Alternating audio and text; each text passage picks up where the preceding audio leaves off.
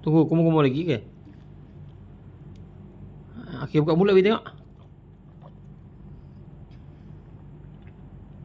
Buka mulut Bi tengok. Kat kepala sikit.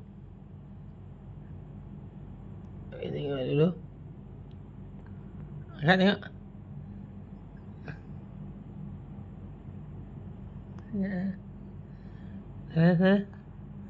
Ya, itu barangnya. Banyak takut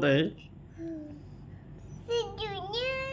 Abi banyak takut tengok itu ular dekat mulut Sejuk kakak. kakak salju.